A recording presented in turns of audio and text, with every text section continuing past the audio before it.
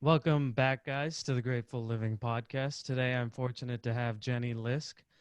Jenny is the host of the Widowed Parent Podcast, which has been featured in the Washington Post and Parent Map. The Basically, how she started it is after losing her husband to brain cancer when her kids were 9 and 11.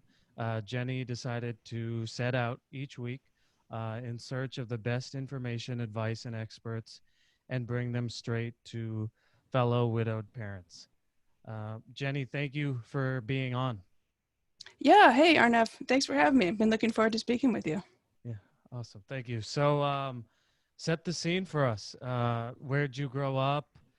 Talk about the time period. What were you like as a kid? Maybe talk a little bit about your family situation, things of that nature. Sure, yeah. Well, the really funny thing is that I actually grew up like 4 blocks from where I live now, Wow, which that's awesome. I didn't really plan. And I'm here in the suburbs of Seattle, Washington, in Redmond specifically.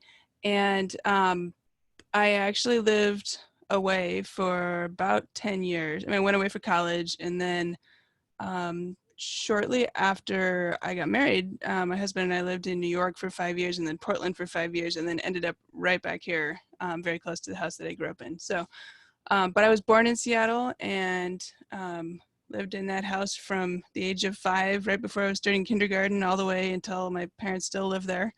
Wow, that's So awesome. it's been, I think they've lived there for 42 years or Wow. 43 years or something like that. Yeah. But yeah, I'm the oldest of 3 girls, so I have 2 younger sisters, and I think had a pretty conventional suburban childhood. I mean, I played a sport every season. This was back in the days when kids didn't specialize quite as much in particular travel teams or a particular sport. So soccer every fall, basketball every winter. Spring was sometimes, actually it was usually spring soccer. There was a rec spring soccer team as well, but not a serious team. And my family would go camping. My parents had a little sailboat that we'd take some family trips on. um, Always did well in school and played on the basketball team in high school. So that was, my kids tease me now because I was the captain when I was a senior, but I was the only senior on the team. So Yeah. we did not have a good year that year, but it was fun anyway. Yeah. Um, do you remember ever being introduced to entrepreneurship at a young age? Is that something um, that you knew about at a young age, or was that something that you learned more about later in life? Well, that's an interesting question. And actually, my grandfather, my dad's father, was an entrepreneur in his early years. So before I knew him mostly, but he started his own helicopter company. It Wow. was called Doman Helicopters, and he had invented a particular rotor technology. Apparently, this is back in the 40s and 50s.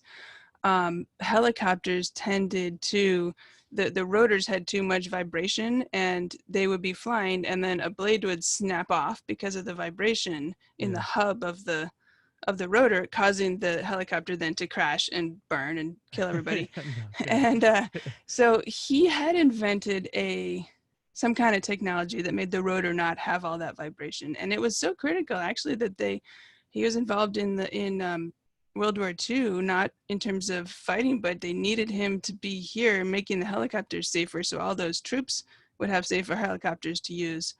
Um, at that time, and then ended up after the war starting his own um, company to develop this technology and try to Yeah. commercialize it. And so, I had grown up hearing stories of that, effort.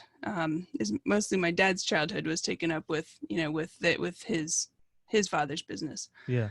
And then my grandfather, he went to work as an engineer in a corporation when I was a kid, but then later ended up applying that same rotor technology to windmills because it turns out it's very similar, same Yeah. kind of rotating thing, just up and down versus flat. and started small companies to try to commercialize the windmill technology. So, you know, I was always kind of around it from an extended family perspective. Yeah. Um, I guess in your young life, did you face any significant loss of a grandparent or something of that nature? Well, you know, that's interesting. I didn't really know anybody who died until I was an adult. Okay. Um, one of my grandfathers, not the one I was just talking about, but the other one died when I was very, very young. I think I was 3, maybe. Um, so I didn't really remember that. Yeah. And then all 3 of my other grandparents and any other family members all lived until my one grandmother died when I was right before I got married. So I was like 26, maybe. Okay. But up to that point, I had been to one funeral because like some neighbor died and I went along with my mom, but I didn't know the person. So it wasn't really a big deal, you know? Yeah. And I remember though, um, so my grandmother died, and then a couple of years later, we had moved to New York. And of course, funerals and wakes and all that seems to be very different in New York than here. Like, you don't really have wakes and stuff as much here. Okay. And one of my colleagues, her partner died. And so everybody in the office went to his wake. And actually, I think we just went to the wake, not to the funeral. I was shocked to find out that going to the wake is more important than the funeral, because out here, like, wakes were kind of optional. But Yeah. anyway, it's the first dead person I ever saw, and I was Yeah. completely freaked out. Like, Yeah. because it was open Open casket. Yeah. casket, and Yeah. I never had that out here. I mean, I guess some people do that, but it's not. I think it's very, very common in New York and not as common here. Um, and so my other friend, I was like, "What do I do?" And she's like, "Just follow me," and go up, kneel down, say a quick Our Father, and get up and leave. I'm like, okay, so I just followed her, but it was really freaky. Yeah. Yeah. Um, Talk to us about maybe your later stages of high school, and how you approached your next steps, and choosing college and things of that nature. Yeah, well, I went through the whole, I took the SATs and started getting well, back then it was cards in the mail. The mailbox was Oh, full of brochures, right, every day, because you take the SATs and you get on all their mailing lists. But now, there was no email back then and there was no websites to go to. So all these colleges would mail things in the mailbox, yep. small brochures, big packets, all this stuff. We had done some family trips when we had been in various places and stopped by to see colleges, kind of to sort of check them out. But it wasn't as big of a deal then, I think, as it is now, of like college trips, I guess, where you go. I haven't quite gotten to that point with my kids, or teenagers right now. But anyway, I applied to some colleges and I was actually being recruited to play basketball for Cornell Oh potentially. wow. That's nice. And yeah, and the coach had done this like West Coast recruiting swing, and she came to our house and we had her over for, I don't know, tea, crackers or something, Yeah, and yeah. talk to her. Um, and then she invited me to come visit campus, which was very exciting because I was probably 17 years old, I guess, maybe the fall of my senior year. And I flew by myself, all the way from Seattle to New York. And I remember somebody picked me up at the airport, teeny tiny Ithaca airport. But I couldn't stay on campus because they had all these recruiting rules. You can only stay so many days, and my flight got in at like 10 p.m. So they took me to like a hotel and they dropped me off. And they'd Yeah. arranged some rooms. I'm 17 years old and I'm Yeah. staying over in this hotel room all by myself. And then, Oh man. Yeah. and they dropped me off at 10 or 11 at night and like, okay, we'll be back at, I don't know what time, first thing in the Yeah. morning. And so then I went, and spent the couple days. Then I stayed in the dorms with some of the players on the team that, they set me up with to show me around and stuff, and went to practice and talked to them. And but the interesting thing is, I guess I learned a lot from this experience. I was really I really didn't know. I didn't have a first choice at that point. Like, I was looking at Cornell, and I was looking at a few other colleges on both coasts. And I don't know, when the coach was asking me, oh, so what do you think? Are you interested in coming here? I didn't realize that I needed to say, oh, this is great. I love it. And it was true. I did love it, Yeah, but yeah, I didn't know if it was my first choice. And so I think I was a little too wishy-washy, yeah. And so Hey, I was that's kind of tough. like, You're oh, 17. yeah, right. And I was like, oh, I don't know, blah, blah, blah. And so I think she was like, well, I'm not going to waste my recruiting, you know, Time. chips on Yeah. her to, so I was waitlisted, and I just decided, like, I was too tired of the uncertainty of not knowing where I was going to be going the next year, that I was like, I don't want to mess around with the wait list. Like, they could call me in August or something and say, go, and I just wanted to know where I was going and Yeah. get excited about it and be done. So I declined the wait list, and I ended up going to college in Oregon, a small liberal arts college called Willamette, which is in Salem, Oregon. And that was terrific. Studied political science and economics. But then, because of that, I did an internship in DC the summer after my sophomore year Gotcha. in Congress. And then I loved that. And so then I was like, I have to transfer, right? Yeah, yeah. So then I ended up transferring and finishing out at George Washington University in DC. What did you love about DC compared to Portland? What was the draw? Well, for someone who's a political science major, Oh, true, true. it Yeah. was what I was interested in. It seemed, the opportunity to intern in the Congress and the House of Representatives the first time. And then when I transferred back there, I got an internship with my senator, and then later with a think tank. And so that was just very exciting, exciting place to, felt like I was in the center of the action, where you feel like if you're studying political science and you're 3,000 miles away, you're not quite in the center of the action. Yeah. How was the transfer process, and I think socially too? How was that? Yeah. Because you've spent 2 years at one place, and then now you're trying to make new friends. And I mean, I guess with interning, you made some friends probably, but make it, at the new school. Yeah. Well, and I actually spent 2.5 years at the first college, because Okay. after that, the first 2 years, and then I did the summer internship, and then I went back for the fall. Oh, okay. Okay. Right. And Yeah. because, like, can't transfer like instantly. Right. Yeah. And that was that fall I decided to apply for January. So I spent a year and a half. And actually, the reason that I didn't apply to Georgetown, because they had a requirement to be on campus 2 years. And Gotcha. so I would have had, spent an extra semester in college if I had gone there. Yeah. And GW only required a year and a half of their transfer students. So, yeah, it's kind of funny, because when I think of my college experience, quote unquote, I think of the Oregon college, I was in a sorority and I had a lot of friends, and I was involved in, leadership of the sorority. And those are mostly my college friends that I, still keep in touch with or look forward to seeing from time to time. And once I transferred to DC, it was more kind of like all about school and work, because Gotcha. basically I had a full load of classes, right? A full college course load. Plus I was working, well, let's just say when I first got back there, I was working 3 days a week in the Senate, Wow. from 12 to 6, right? So that was like Monday, Wednesday, Friday, 12 to 6. So that was Wow. 18 hours a week. Yeah. Plus I had a job in a restaurant to earn money, because Wow. working in the Senate Yeah. was unpaid. Man. So Friday night and Saturday night, every single weekend, I worked in the restaurant Wow. about 6 hours each night, Yeah. probably 5 to 6 hours each night. So between, and then I had all, full load of classes.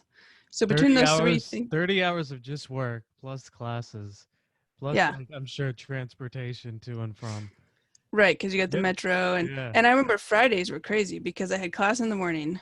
I'd rush across town on the subway to get to the Capitol by 12 o'clock noon to work from 12 to 6 in the Senate. And then I'd dash out of there at 6, race back, I feel like I had to be at the restaurant at 7, but I'm not sure if that quite adds up. It might have been 7:30, but basically dash back to my apartment on campus, change out of my suit, throw on whatever I had to wear for the restaurant, grab like an apple and peanut butter, and then like race out. And the restaurant was in Georgetown, and there's not public transit to get out there. So I would like walk from, from my apartment to the restaurant and like barely get there in time while I'm eating the apple while I'm walking. You had a good work ethic for a 19, 20-year-old? Yeah, yeah. That's a very good work ethic. I was 20, just turning 21. Yeah. Yeah. Yeah. So, but I was motivated to be there and do that. And it's so, but I really, it's actually sad to say I don't know a single person from George Washington, from my college there. Yeah. Like literally I don't know a single person. Yeah. I've even lost touch with the roommate that I had when I first got there. They had assigned me random, I was a new student and she was whatever, and they put us together. And but she actually lived in New York and went back and forth a lot between DC and New York. I didn't realize that was a thing, that it's such an easy short flight and people go back and forth on the weekends and stuff. And so anyway, but so I think of the Oregon College as my college days from a social perspective, and and then the DC experience is kind of a separate thing. What drew you to you said you studied political science? Mm-hmm. What drew you to that? Well, that's an interesting question.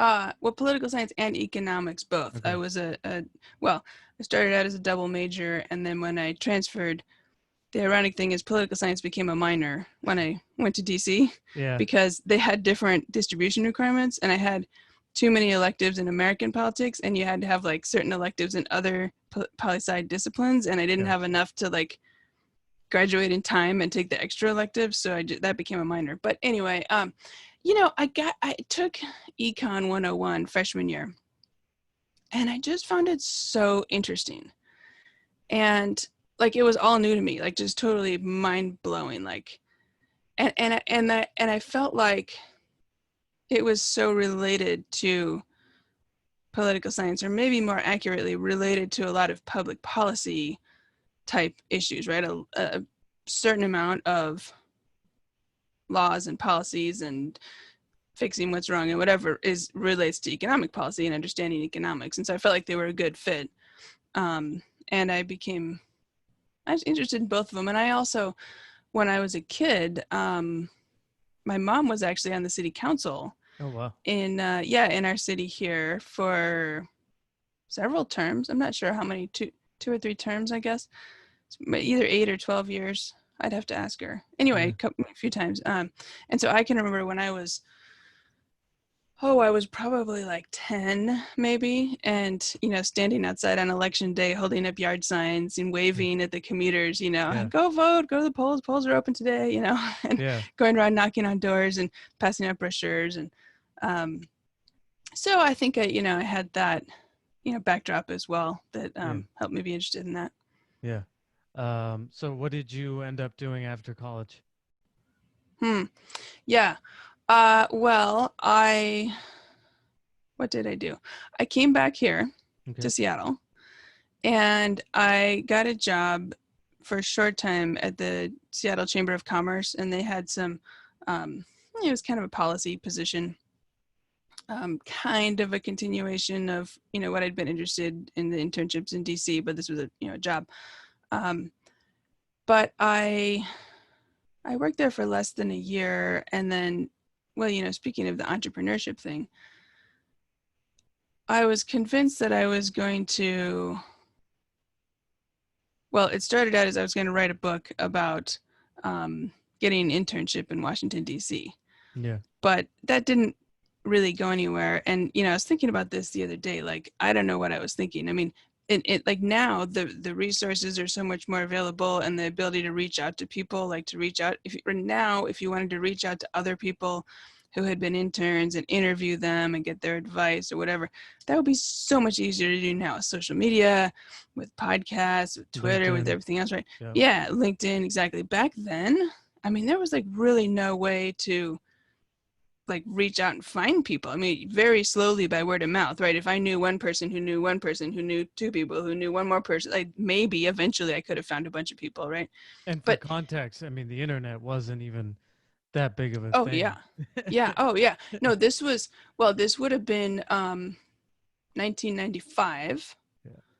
I think I barely had email, maybe kind of sort of like CompuServe, you know, like where you Like, still had to, they would mail you a, well, you get a magazine, like Wired magazine would come, and they would put free CDs in, like CD-ROMs in the back, like trying to, like America Online and CompuServe and yep, Prodigy were the three yep, big competing ones, and they would their advertising would be they'd stick a CD in there, you know, on all the free trial, you know, sign up, but you had to stick the disc in your computer and all these things. So yeah, I mean, it was barely, I mean, the internet wasn't even, I think, I guess it was starting to, but you know, barely on email. yeah, Anyway, that was pretty short lived, but what I ended up doing is, as far as like, as I was starting to learn about some of these tools, I said, you know, I should really start, like I could build websites for people.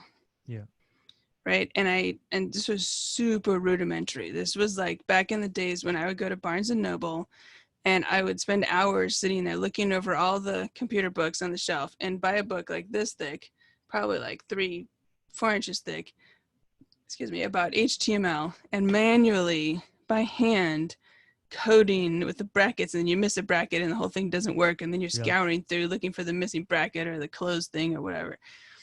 Um, so I started a little tiny consulting company, Oh, wow. you know, making websites, and like I said, it was 95, Yeah, and a couple of clients, but the one that ended up being significant is that's how I ended up meeting my future husband.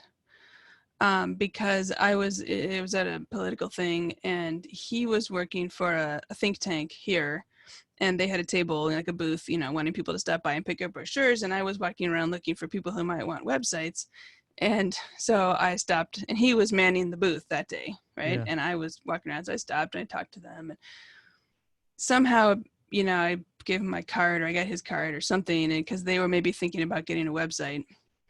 And I ended up then going and meeting with the team there and working with them to create I mean, super simple website, you know, yeah, by today's standards. I mean, I wouldn't even call it simple. I would call it dinosaur or yeah, something. but, but again, this was 96 by now, yeah. spring of 96.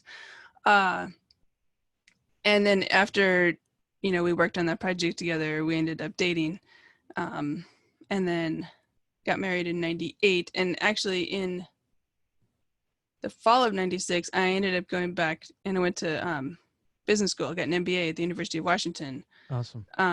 which, speaking of entrepreneurship, I was convinced that I was going to start a company. It was kind of an outgrowth of my senior thesis that I'd done for my economics degree. Yeah, It was going to be called the Seattle Airline Ticket Exchange. And the idea was that airline ticket prices were just wildly, like there's no really rhyme or reason to why a ticket on this flight or whatever are different prices, and didn't really make any sense. And the idea was if you created some kind of market where people could bid on prices, you'd eventually kind of like a stock market for airline tickets. yeah, yeah, That eventually, you know, you could get where, you know, a ticket at a better time of day would cost more, and a worse time of day would cost less, and an inside seat would cost less, and a flight that wasn't full would cost less, and a flight that was more popular would cost more. It's that kind of conceptual idea. It was a very, you know, pure economics theory kind of perspective. Probably didn't have a lot of reality behind it, but yeah, I was convinced that I should try to start that.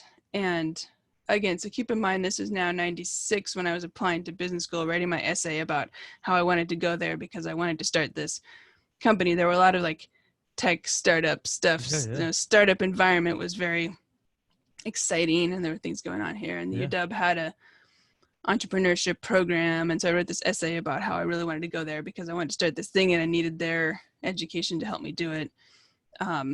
So I went and spent 2 years and finished that in 98. But of course, I never then did anything with the idea that I had in the first place. But yeah, I guess, you know, to your point about entrepreneurship, I kind of had it, you know, interest all along at various points, whether it was, trying to write that book for Washington D.C. interns, or trying to get consulting to build websites, or getting an idea to make this ticket exchange thing. Yeah. I had ideas at different points, and I really wanted to. Part of the problem too is by the time I was in business school, I wanted to do some kind of start some kind of company, but I didn't have a really good idea as to what I wanted to do. I wanted to run something, but I didn't. I wasn't really hitting anything that I was excited about or that seemed promising. Yeah. What was it? I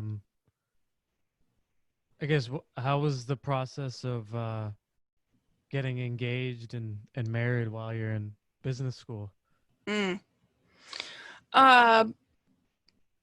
That worked. In terms of because planning a wedding is a lot of work, and business school is a lot of work. Yes. So, Yeah.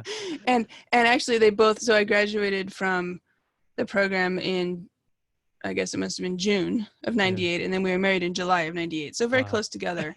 A lot of But I do remember that I made a spreadsheet.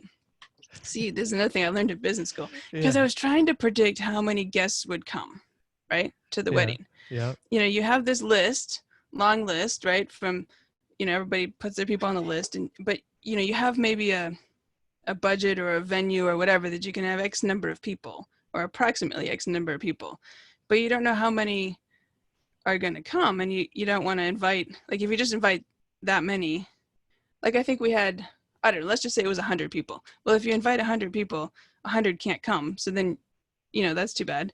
But if you invite 200, but then 150 show up, then you're kind of in big trouble, right? Because you don't have a big enough space. So anyway, I remember I had been learning, I had to take statistics, of course, in business school. Yeah. And probabilities and all that stuff. And anyway, I ended up making this spreadsheet where I put I listed every party that we invited and made some kind of probability that they would come. Yeah. And so if it was somebody like my sister, well, it was 100% sure she was coming. Maybe you could say it was 99% she could get in the hospital or something. But, so I put 100 on her, right?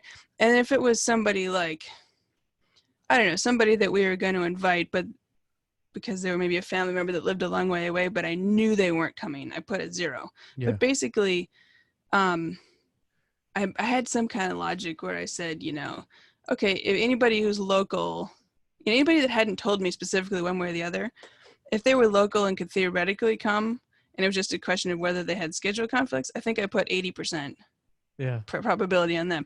And if they were far away and, I didn't know their schedule and also they'd have to travel, I think I put 30% or something probability on them. Yeah. So I figured any individual guest, I didn't know what was the likelihood they would come, but I could make some assumptions, and then when you add up this whole spreadsheet and, then you get a pretty good prediction as to what your total guest count would be, even if you didn't know exactly which people. And it ended up pretty accurate. So I guess you could say I used some of my business school learnings probability distribution models. Yeah. It was a fun exercise anyway. Yeah. So talk to us. So what did you end up doing after your MBA? Well, as we're talking about this, I'm realizing how many twists and turns there were. Yeah. While I was at business school, I started doing an internship for a small startup that was here. It was not a tech startup, not computer technology. It was this guy had invented this flooring technology, he had a patent for this, basically a rubber floor with cushioning properties that make floor safer. Yeah. And he had a couple ideas for applications. One was basketball courts. Yeah. And he had invented it in such a way that supposedly it had the same playing properties as a regular wood basketball floor. You didn't play on it and think, oh, I'm playing on this weird rubber floor and the ball is bouncing weird and I just can't do this, right? It had it played normal. Wow. But it had this cushioning to it, so that it was supposed to reduce injuries, so that if these, pro players who have high salaries and the team owners have investments in their team and they're paying them and all this, and they didn't want to have injuries, and it was supposed to be safer. And also there were some kind of other related ideas like playground surfacing, which is kind of funny because now you do see in some playgrounds some kind of a rubber surfacing. Yeah. And then the other interesting thing was flooring in nursing homes and stuff, because old people breaking bones, especially breaking hips from falling out of bed, is a big risk. Yeah, yeah, yeah.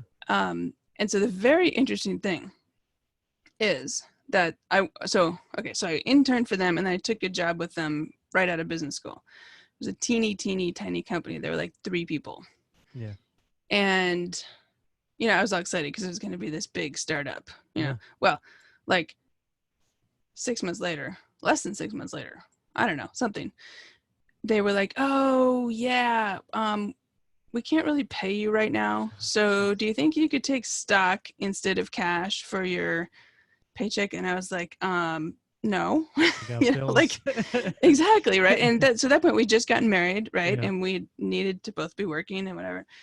So that started me off. So I was here, and my sister at the time was working for a large tech company in New York, and she was already there. She was younger, but she had gone there right after college. Yeah. And so she said, "Hey, I could pass your resume around." At this point I was 6 months out of my MBA. I was kind of like a new, person or whatever. Yeah. So anyway, long story short, they hired me and paid for the relocation to move us from here to there. And, it was kind of exciting because we were brand newly married, start off an adventure, move across the country, start our lives back there. But the funny thing is that I kind of lost touch with that basketball floor company after I left. And of course, we didn't have social media then, so it wasn't like I was keeping up with anybody that way. And I wasn't really friends with any of them to keep in touch. What was I going to do? Call them on the phone? I mean, not really. Yeah. So I lost touch with them. Well, just within the past 6 months, maybe, I think it was earlier this year, I get this Facebook message from this guy. And he says, "By any chance, are you the same Jenny Lisk who worked for SA Tech 20 some odd years ago?" Yeah. And I was like, yeah.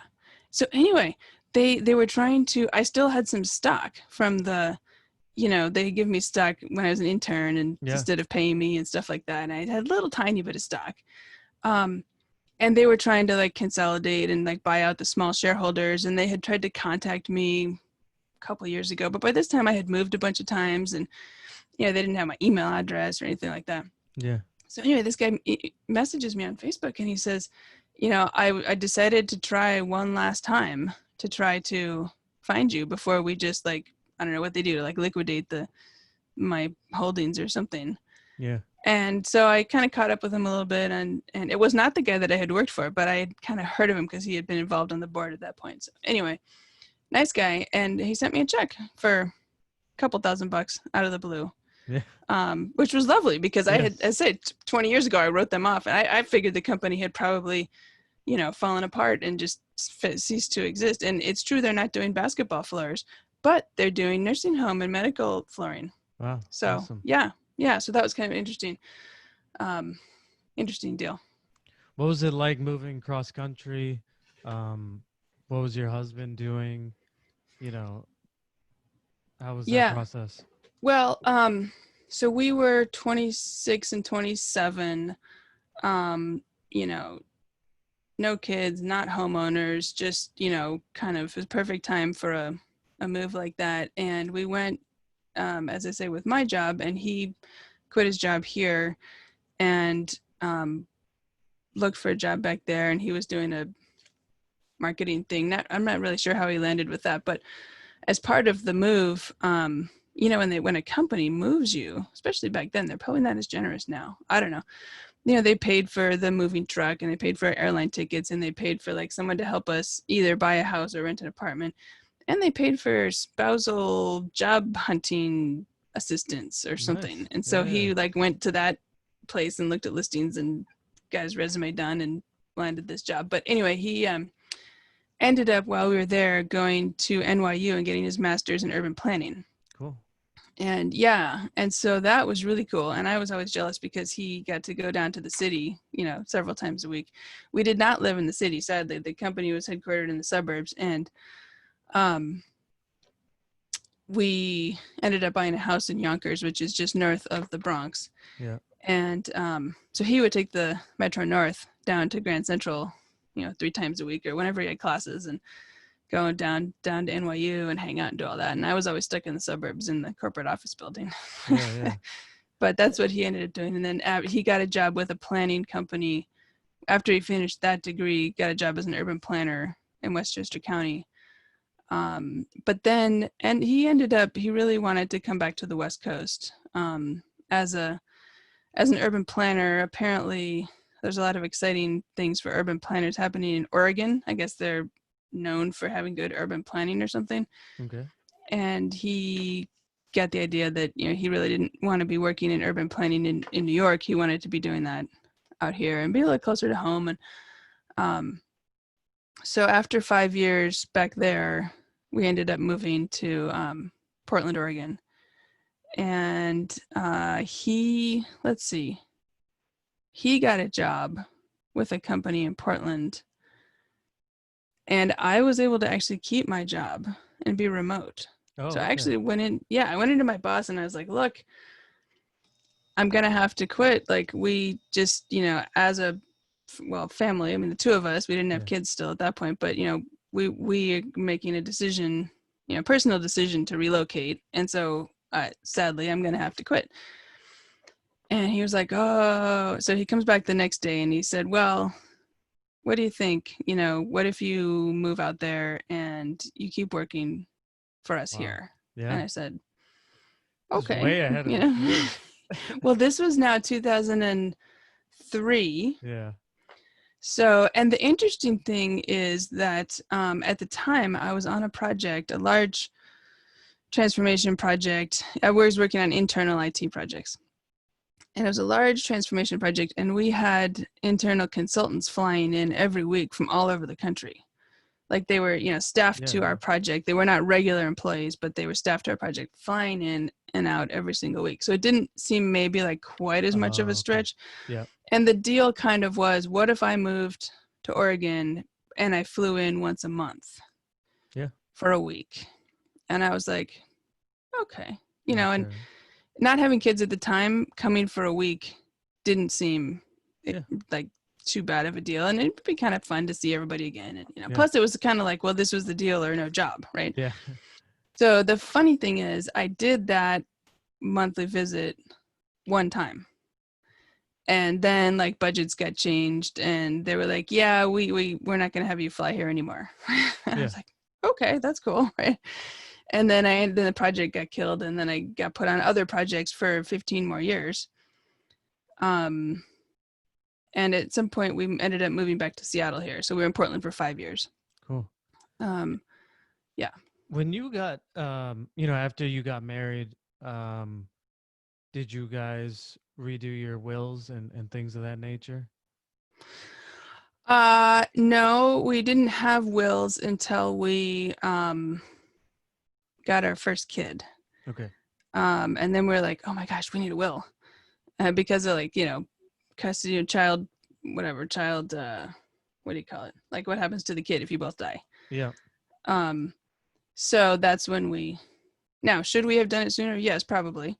But we didn't really have a, complicated situation or anything. We didn't have any dependents to plan for.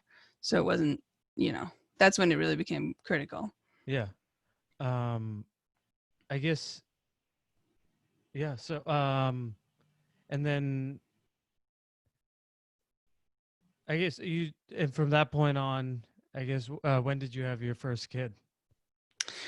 Well, we adopted both of our kids. They were both born in Korea. And so we got the first one in 2005 and the second one in 2007. And we got each of them when they were infants. So we went back 2 times.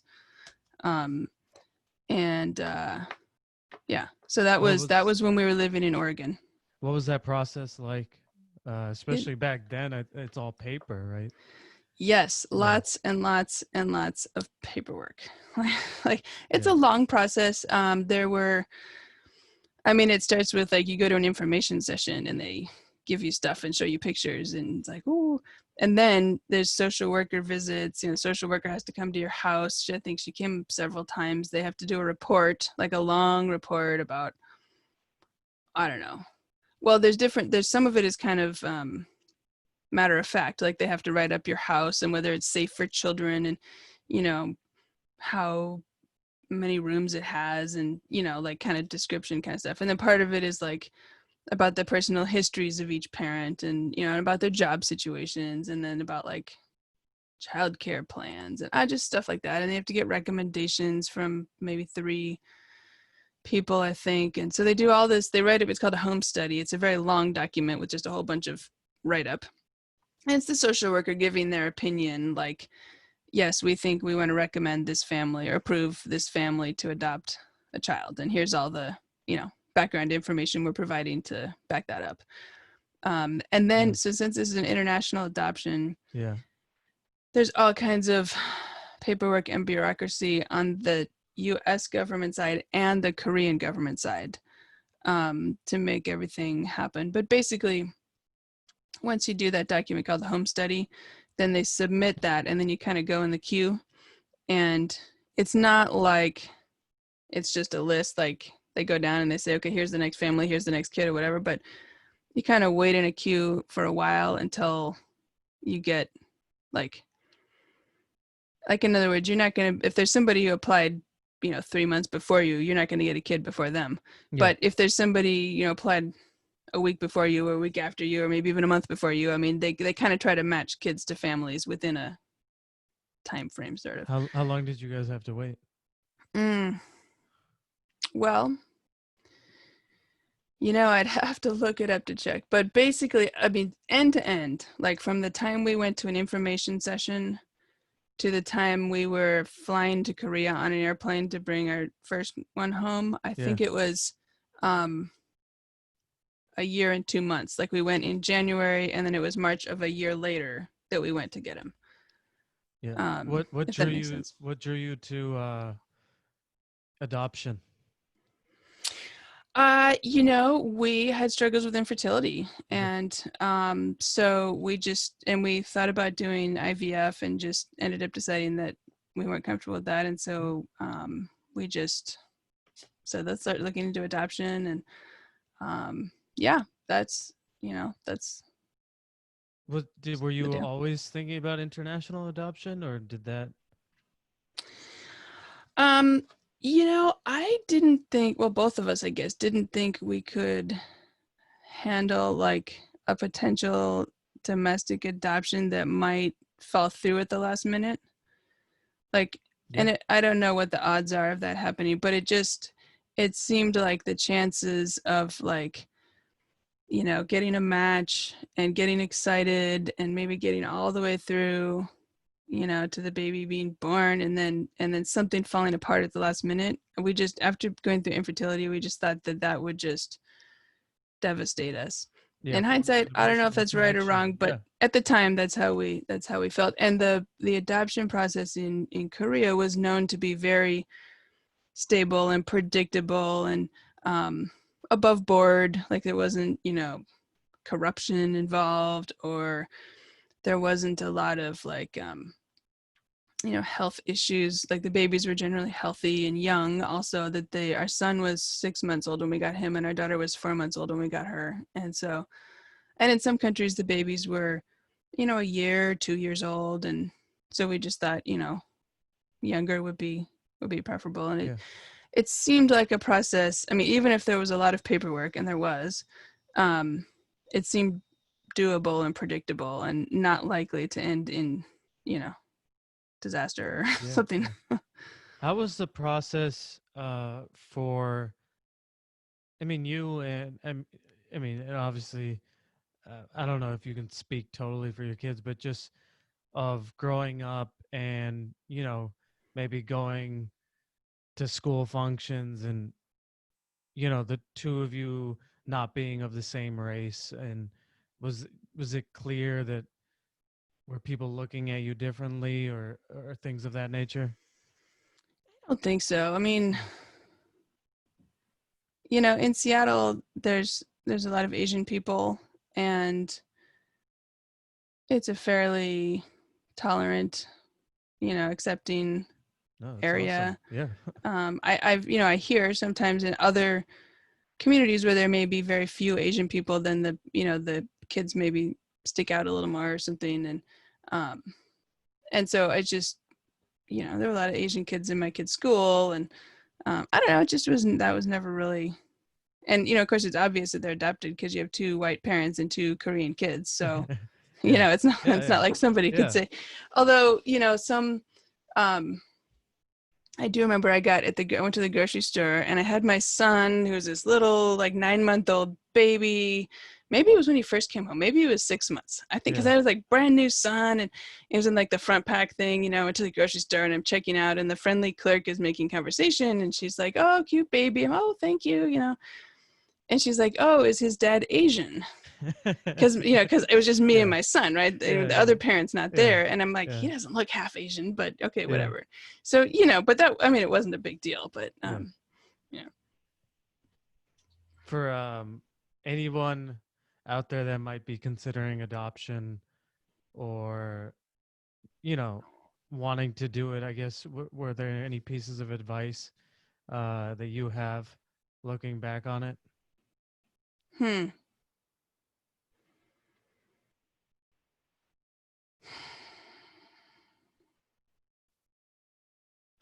That's a good question. Now there's an awfully long pause in your recording, so maybe No, you that's might have fine. That's to. fine. That's fine. Any pieces of advice? I don't know. I do think it's helpful to get to know other families who also were formed through adoption, particularly families with kids from the same country, or any type of international adoption, just because it's nice for the kids to see other families that are like theirs. And Similar it's, situation. yeah, and when we lived in Portland, we were better at this because we adopted them when we lived in Portland, and because there was a community there were like events for adoptive families. There was an annual camp out for families through this agency, and they weren't all Korean adoption kids, but at least 3/4 of them were adopted from Korea, Yeah. and the others were from some other countries too, and everybody was welcome. It's just that many, many, many families were white parents and Asian kids, and so everybody kind of had a good time bonding and and stuff.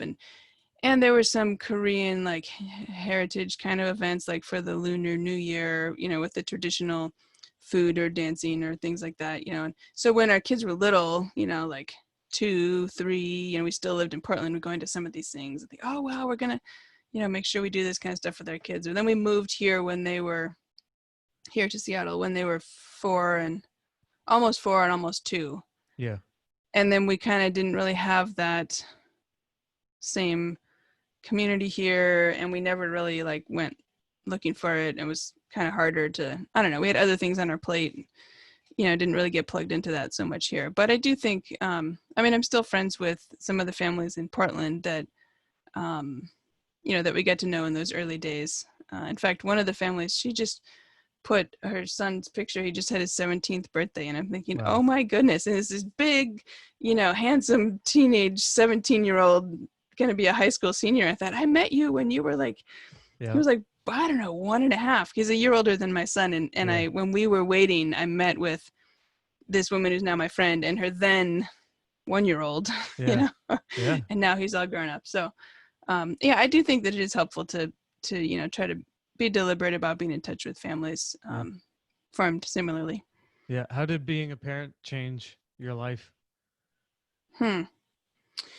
Uh, well, I think anybody who becomes a parent in any way, I mean, it's a whole new ball game. I mean, there's no longer just 2 adults who have each other and also can be independent, right? Can function independently and can function together. Now you're throwing into the mix a third or then a fourth person who's little and needs constant everything. And Yeah. it's we were both working, and so we had um childcare, like the logistical things amp up. And we actually I took 3 months off when each kid came home. Yeah. But then I was back to work. But actually, when my son came home, I took 3 months, and then my husband he dropped down to part time, I think. And then Yeah. so he only had to go to daycare like 2 days a week, and my husband was home, so, and I was working from home too. So, Yeah. Anyway, yeah. And it's just, it opens you to a whole different world of people, because you start meeting all the parents of your kids' friends, especially when your kids go to school.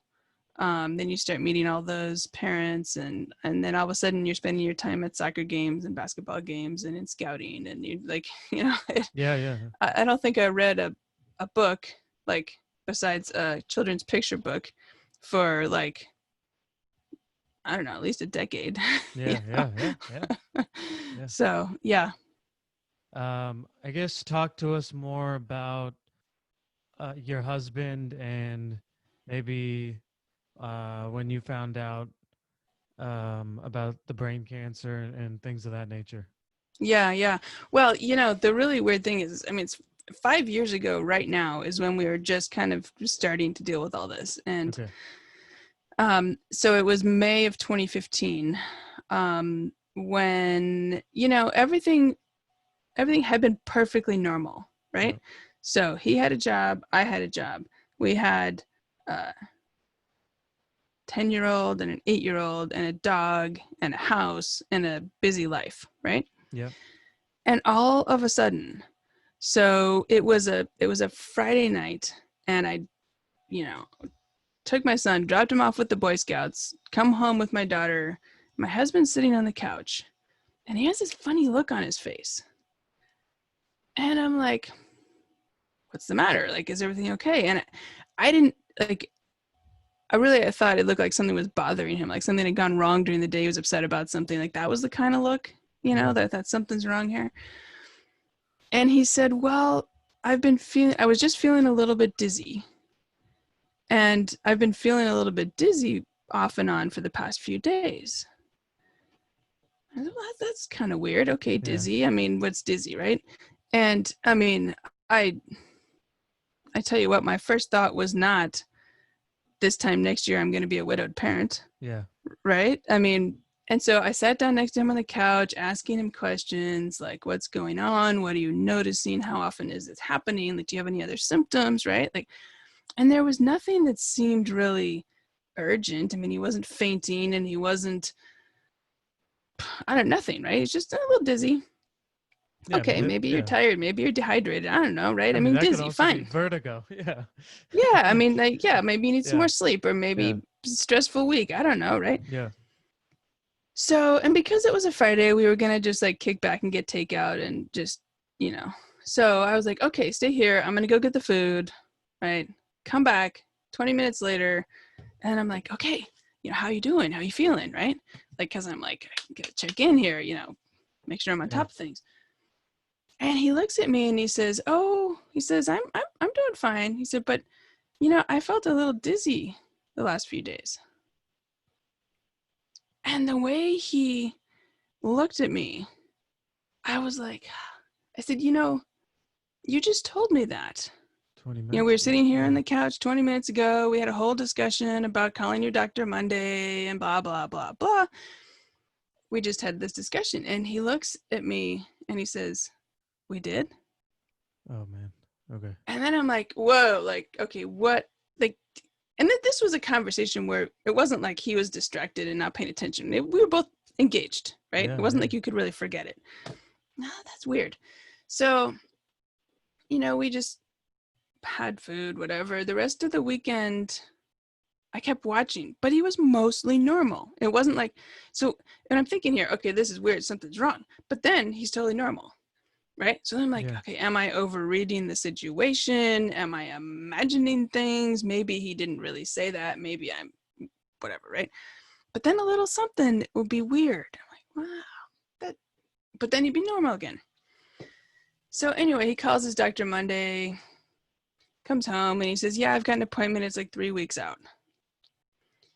I'm like, oh, that doesn't sound good, right? Yeah. Yeah. But, when you call your doctor and you say, well, I've been a little dizzy lately, they're not like, oh, rush right in, Yeah. right? Just like I wasn't like, oh, I didn't take him to the ER or something, because it didn't seem like anything urgent, Yeah. right? So anyway, fast forward to the following Sunday. So like 10 days after this first dizziness, right? Yeah. And it was Mother's Day. We were at a hike, and we get to the midpoint. We're at a waterfall, waiting, hanging out. He looks at me and he says, "Where are we staying tonight?" And I looked at him, and I'm like super calm on the outside, but inside I'm like, "What? Like, what is going on here, right?" Yeah. So I said, "Well, where do you think we stayed last night?" And he said, "Oh, I don't know, some cabin in Oregon." And we were just at a local hike, like, Yeah. 30 minutes from our house, and we're going Yeah. back to our house, So I was like, okay, and, I'd spent these last 10 days like trying to assess, do I need to intervene? Do I need to call the doctor? But he was going to work. He was taking the kids to school in the morning. It was mostly normal.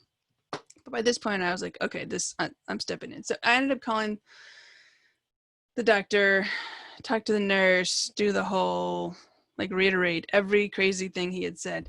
And I was convinced that it was a medication side effect, because he'd been taking this minor, like, unrelated medication, and I had been looking at the side effects, Googling, right? And when you look at side effects on a list, some official list, there's like the common side effects, and then there's the uncommon side effects, and then there's like the super rare side effects. Yeah. So on the super rare list was cognitive confusion. Okay. So I was convinced, oh, all right, great. Maybe it's not common, but it's on the list. We're going to go to the doctor. We're going to say, oh, he's been saying all these crazy things. And the doctor will say, yeah, let's switch your medicine and everything will be good, right? Well, we go in and I relayed all this to the doctor, and the doctor says, let's get an MRI of your brain. This is a primary care doctor, right? Yep. This is just like we called his regular doctor. Yep. So we get we go downstairs, and, normally, they give their normal spiel, like, okay, you're going to come back and then go home. We'll call you in 24 or 48 hours, right? Well, at the end of the time, he comes back out, and the MRI person says, actually, the doctor wants to see you. You should go back upstairs now. Wow. Okay. Yeah. So I'm like, okay, I don't know what this is, but this is not a good thing. Yeah. That's not how they do things, right? I've had plenty of MRIs for my knee or whatever, wrist surgery, right? They always send you home, and then they call you and tell you, oh yeah, you need wrist surgery, right? Yeah. So we go back upstairs, and the doctor says, there's something really wrong with your brain. I don't know what it is. Excuse me. I don't know what it is. I don't want to scare you, but I think you should know what you might be dealing with. It might be glioblastoma. Now, I never heard of glioblastoma, right?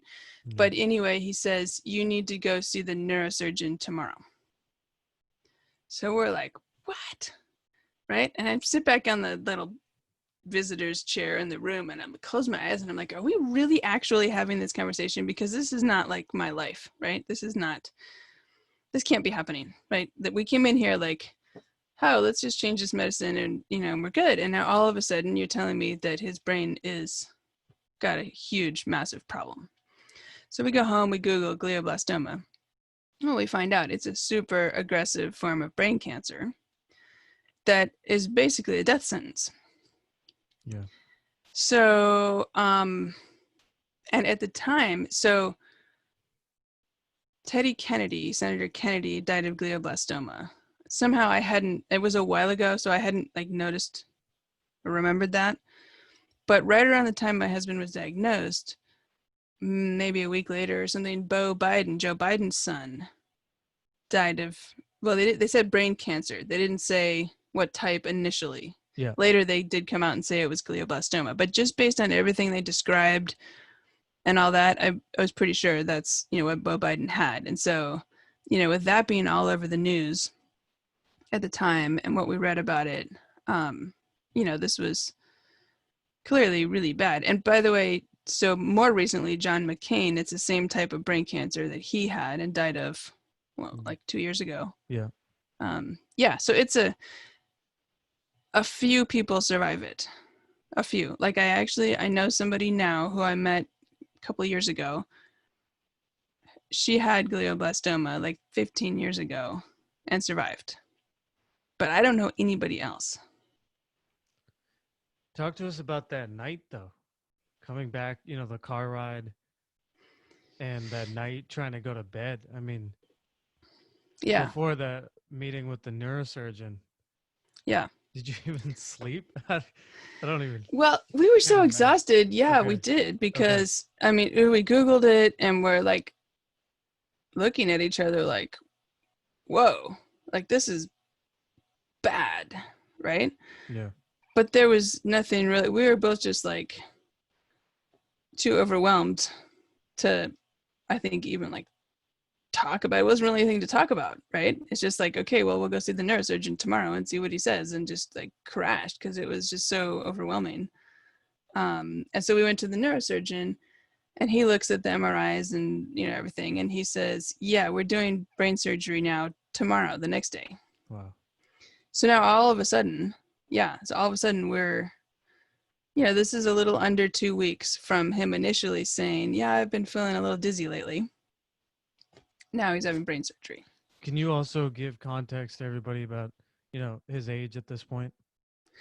Yeah, he was 43 So, at that point, and then he had a birthday, so he was 44 when he died. yeah. And so the kids, yeah, and So I was still a year younger relatively than that. young. Yeah. Yeah, and the kids were 8 and 10, and then 9 and 11 when he died. Yeah. Um, so, yeah.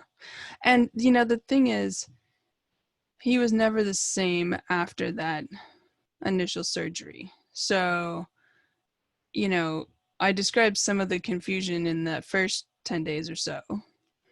But as soon as he had the surgery, like, he just immediately got even way more confused than that. Like, confused all the time. Yeah. So there was no, sometimes people will say, "Oh, you're lucky. At least you had 8 months where he was still alive." And I'm like, well, not really. Because you imagine that if you have 8 months and somebody's terminally ill, you're going to have a bucket list, and you're going to travel, and you're going to have meaningful conversations, and you're going to do things as a family. And maybe the person's going to, I don't know, write a life story for the kids to read someday, or who knows, right? You just Yeah. imagine that there'd be at least some time to do some things. Yeah.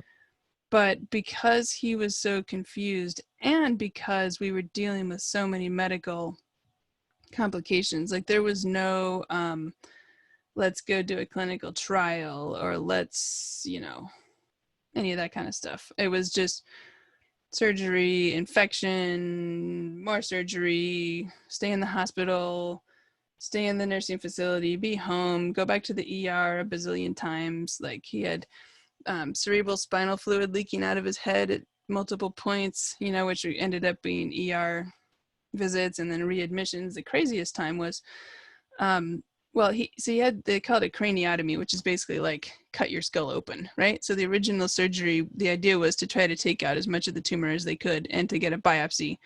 Initially, we only knew that it was a tumor. We didn't Yeah. know if it was a cancerous tumor. So they had to do the craniotomy. Well, it turns out that it wasn't like you hope if you have a tumor that it would be a lump that you can cut around and take out, right? But it wasn't that. It was more like woven through the brain fabric, all these cells. So you can't like cut that out, Yeah. right? And so they basically just got enough for a biopsy and said, yes, it's cancerous. And, put the piece of bone back in his head and stitched him back up. Well, then it didn't heal properly. I don't really know why, but for whatever Yeah. reason, it didn't heal properly. So this thing ended up leaking. It started out being just like little leaking. At one point, it was like squirting. So then when this happens, you go back to the ER, right? Yeah. And there was one time he was in the hospital, inpatient, staying there for a few days because of the leaking. They got it to the point where it wasn't leaking. Not like it did anything, but he was there for a few days and it stopped leaking. So they discharged him. I remember this. It was a Saturday. So I'm over there for a long time doing all the discharge, all the stuff. Transport guy comes, takes us down to the car. We get in the car. I'm taking him back to at that point he was staying at a skilled nursing facility. I can't remember why. Maybe he had an infection or something. Anyway, get in the car, drive back across the bridge to the east side over here, drive to the nursing facility, gets out of the car, walks into the lobby, sits down, puddle on the floor of that's leak that supposedly stopped leaking, which is why they discharged him. Yeah. Leaks out. So I'm like, all right. So I called then the on-call person for the neurosurgeon's office, but because it was a Saturday, they weren't, in the office, right? Yeah. So she says, okay, he's going to have to be readmitted and you're going to have to take him back to the ER Yeah. because that was the only way on a Saturday to admit him was through ER. Yeah. So we go back to the ER. We're there for like hours, Yeah. and of course, they did everything they could to expedite it, right? The PA calls down and says, this is our patient. He's coming in. This is why you don't need to bother with, figuring out what's wrong. We already know what's wrong. Just admit him. But just admit him is still multiple hours. Yeah. And so we do all that. And the real kicker was when they finally admitted him, he ended up in the exact same room he had been discharged from earlier that day. Wow, that's crazy. And we get there, and the same nurse, because who'd been on the day before, right, says, wait a minute, weren't you like here last night?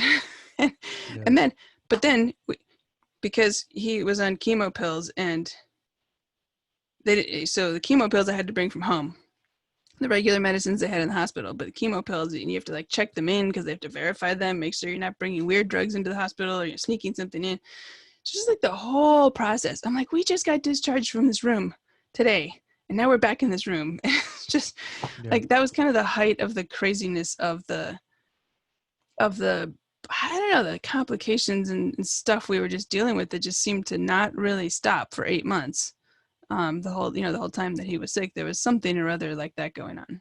Did in that initial surgery by the neurosurgeon, did he give or he or she give an estimate of time for how much they estimated he had? Well, kind of. So there were two doctors involved, the neurosurgeon and the neuro-oncologist. So they were kind of tag teamed it. So it was the neuro-oncologist who was kind of the lead on the case. And so when she met with us then with the results of the biopsy and said, yes, it's cancerous. And so then I said, I don't remember how I asked it, but basically like, what kind of time does he have? And so she looked at him and said, do you want to know? And he said, no. So then she and I stepped out into the other room and she said, well, the average life expectancy for glioblastoma is 13 months. She said, I can't tell you what it's going to be in his case, but that's the average, and that's, for planning purposes, that's a rough idea. Anyway. Yeah. So, and then it ended up being eight months. And, I don't know. Of course, I didn't know how long it was going to be, but I just remember feeling like 13 months, I didn't think that he would have that much time.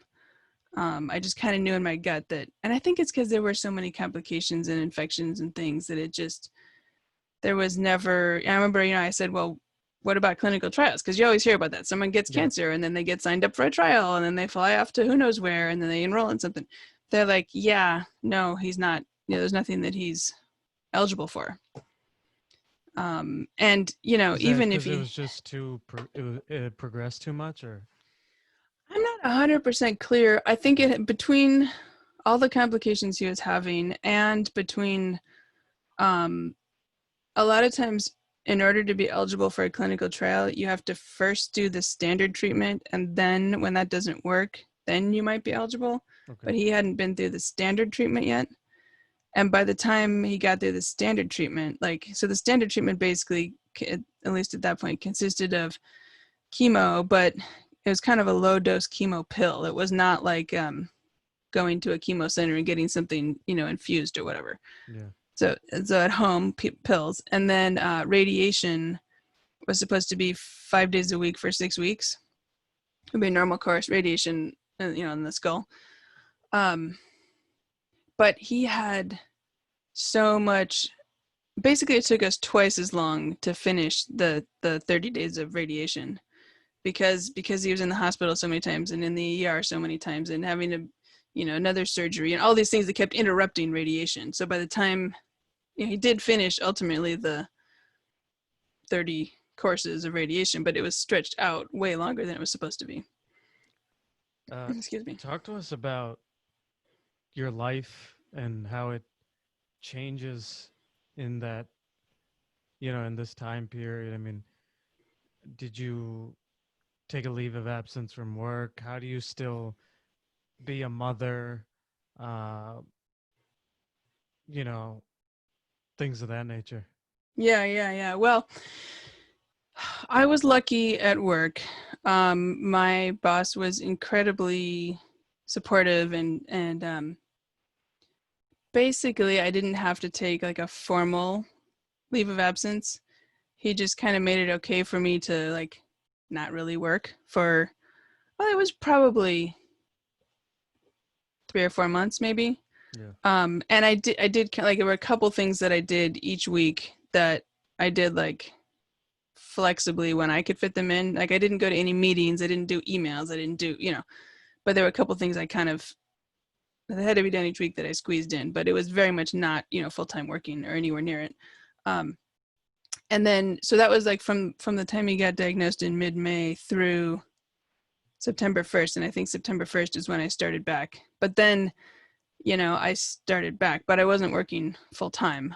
I was going to meetings and I was doing stuff, and I was having, by that point, he was home and bedridden because he ended up falling in the shower. At one point when he was Yeah.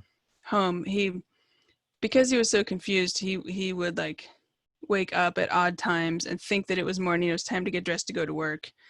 And he was supposed to use a shower stool, to sit on to be safer, but he didn't remember and didn't like the shower stool. And we had taken it out of the shower because it seemed, the physical therapist agreed it would be like more likely that he would trip on it if he wasn't going to sit on it, and so we took it out. And anyway, he woke up like, I don't know, 5 a.m, and I heard him getting in the shower, and I was so tired, and I was like, okay, I'll just sit here and listen and make sure there's no problems, like just kind of monitor by ear.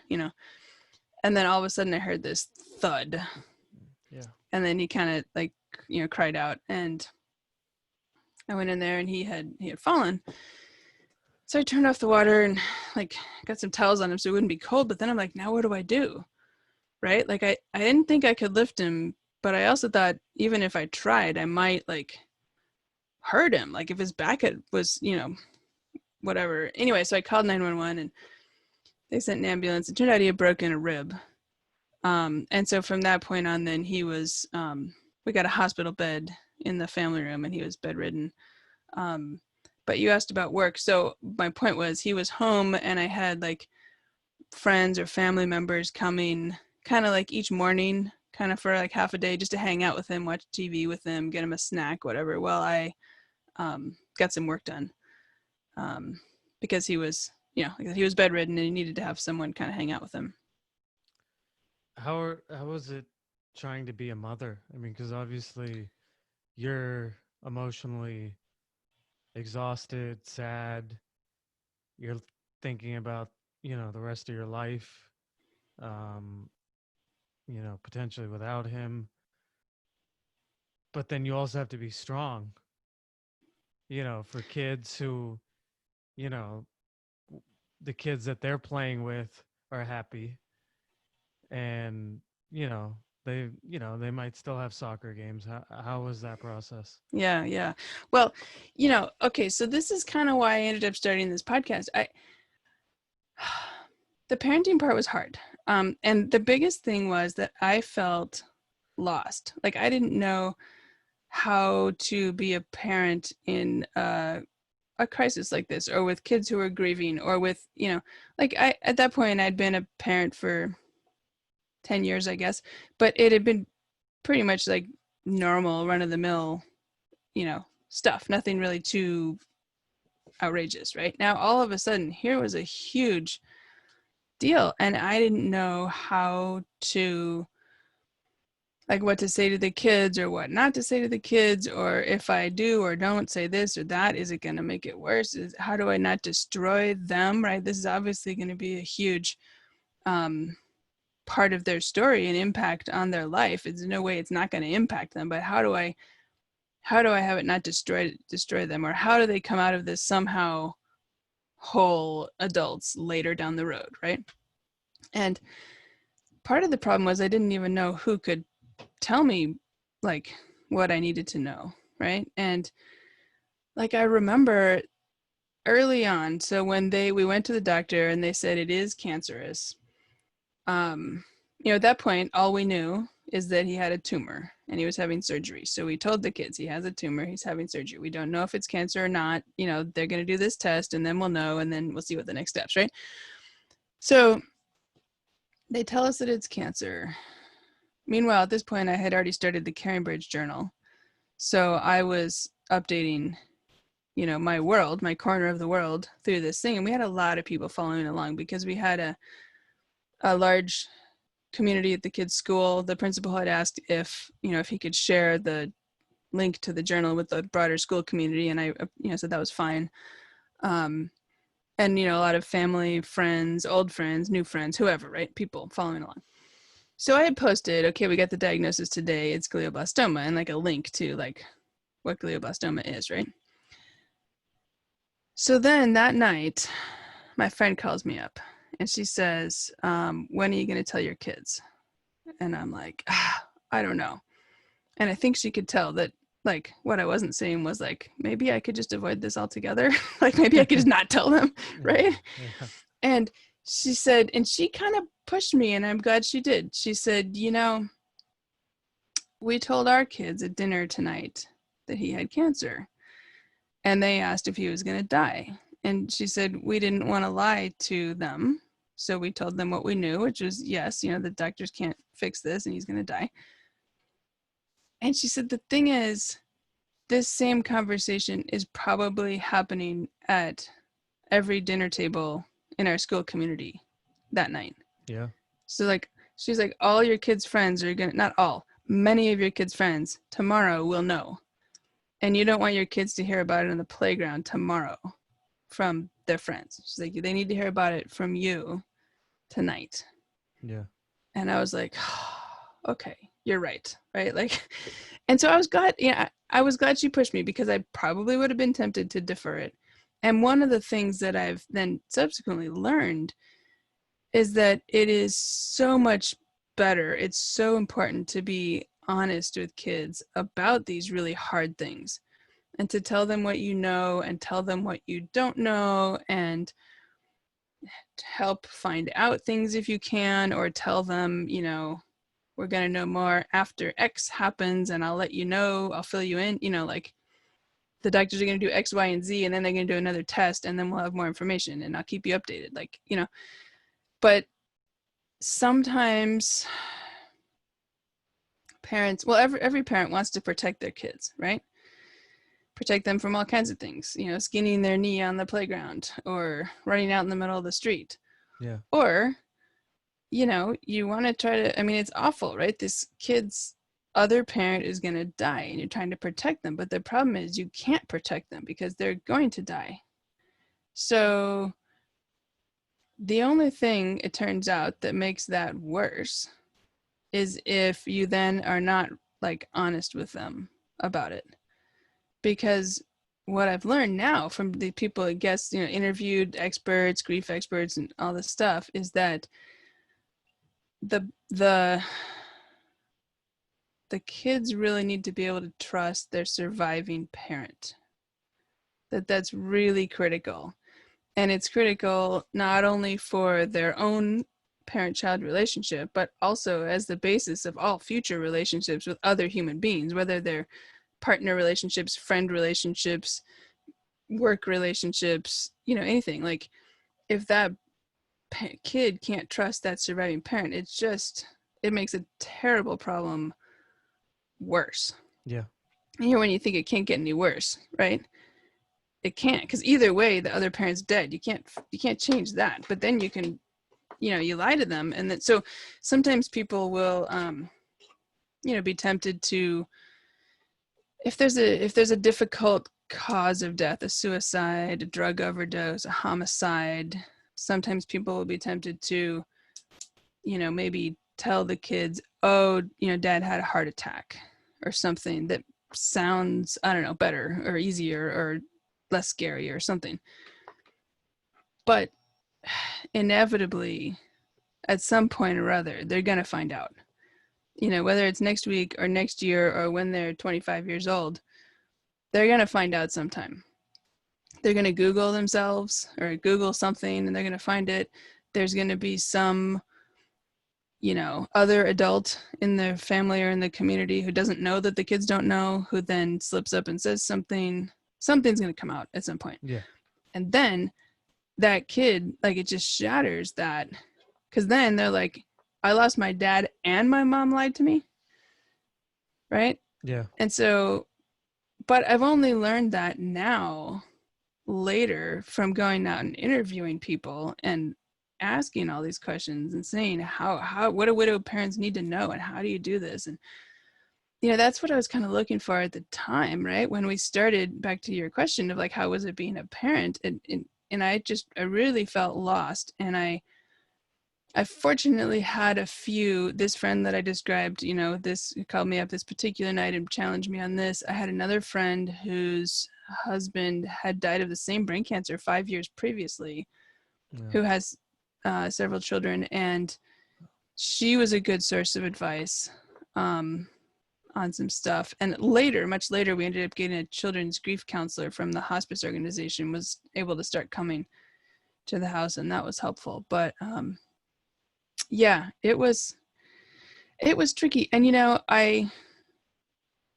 because I got some of that advice early on, I never lied to them and I was always honest with them, but there's still things I wish I had done more or better or whatever, like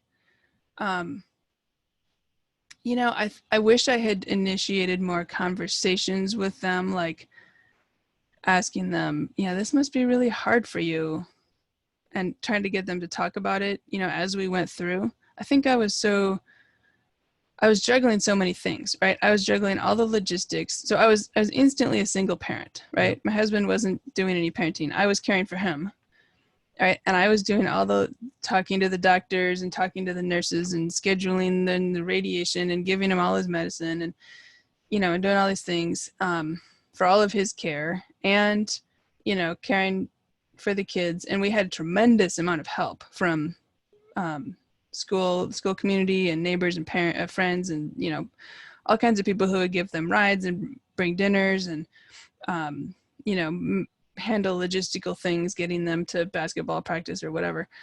And I think I was so relieved that all that was kind of seemed to be going well enough. You know, the kids got to school every day. The kids were fed every day. They got to their sports games. If they had a birthday party they had to go to, someone took them, and sometimes even like went and got a present for them to give them because I didn't have time to go shopping or, you know, like that kind of, and I was at the hospital a lot, right? Yep.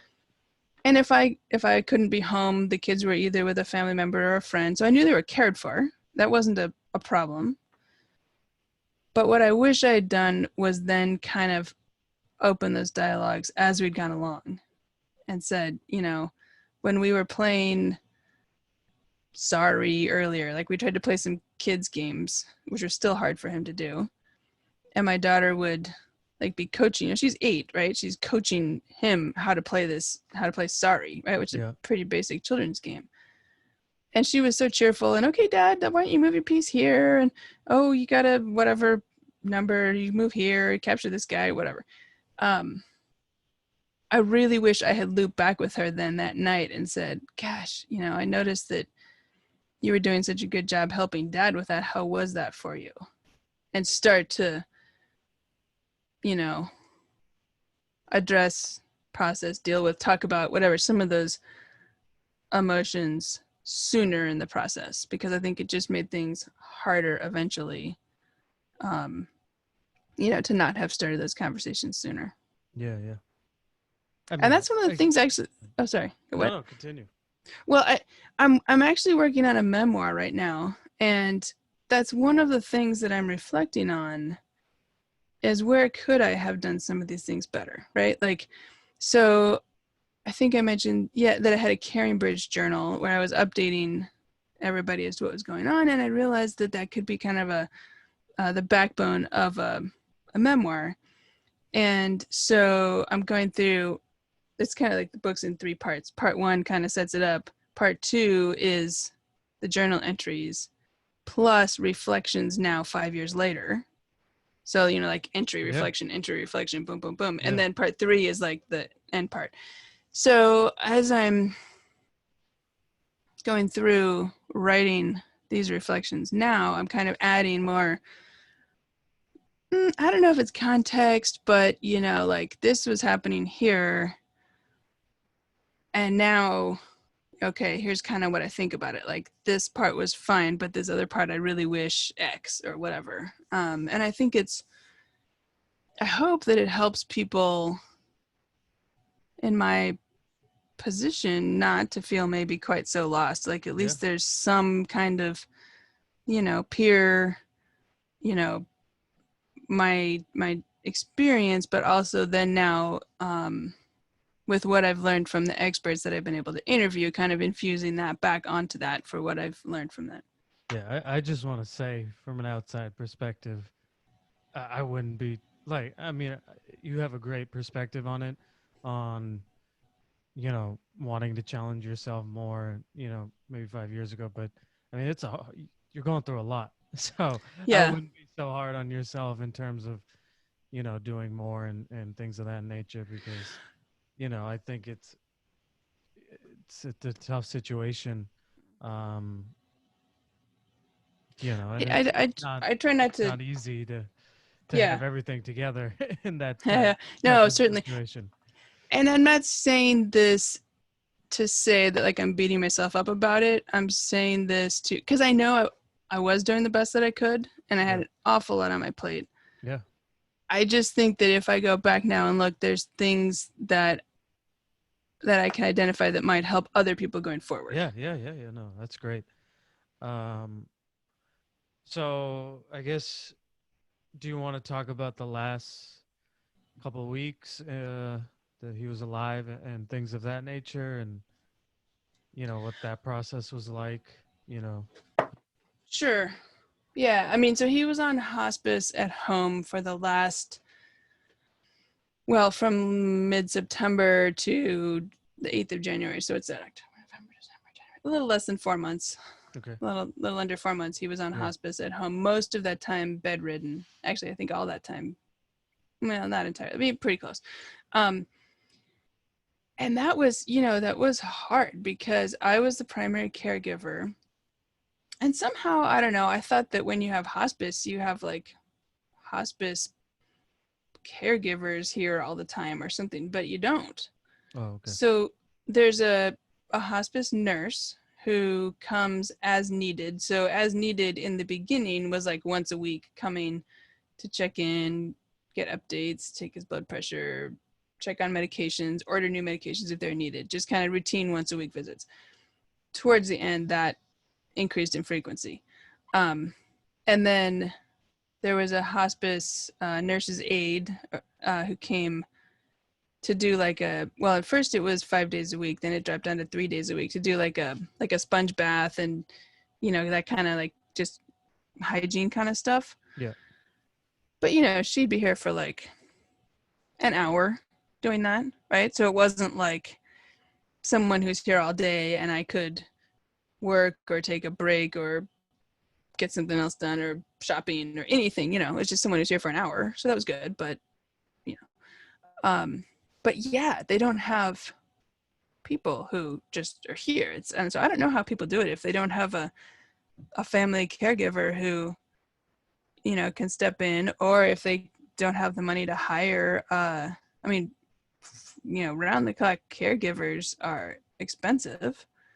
And at one point, I was able to convince the insurance company to pay for, I feel like it was like 12 hours a week, maybe, of a caregiver, Yeah. which was really helpful because I think I had them come like on Sunday afternoons and I don't know, Tuesday nights or Monday nights or something. So it was at least like every week I could have a time when somebody would be here. Take a step back. I could go, even if I like took the kids somewhere to do something, or even if I just went walking or anything where I didn't have to be like the one who Yeah.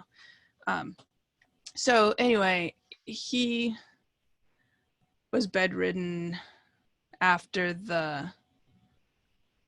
not originally. He broke the rib, but I was still trying to like get him up to go to the bathroom, and it just was incredibly difficult because he was in so much pain that, I was trying to get him up out of bed, but he was in pain and bucking, and then he was confused, so he wasn't walking to the bathroom, and it was just really frustrating for me and physically taxing for me. Like my back was killing me, and I'm like, I can't do this. Like there was a point where I was like, I've been doing this now for 6 months or whatever, and I don't think I'm done. I cannot handle this. And I called to see if there was like a hospice facility that might be able to have him be there to care for him. And I'm still not really clear why there wasn't, is the short version of the story. Yeah. I'm not really clear why there wasn't. But anyway, so I was like, all right, I have to figure this out. And at that point we had a hospital bed, and eventually he just became bedridden. And so since I didn't have to get him out of bed anymore, that helped a lot, because he had so much pain with the broken rib, like getting him up was just impossible. So anyway, it was, the last couple of months on hospice at home was just a lot of, every day felt like a month, like same thing every day, medication schedule, medication like a bazillion times a day, because there were all these medicines. He needed a shot in his side every night. I had to give him a shot, like an actual, like a needle, like a shot, right? Yeah. And I'm not a nurse or anybody who's trained to, but I had to learn a lot of things. Yeah.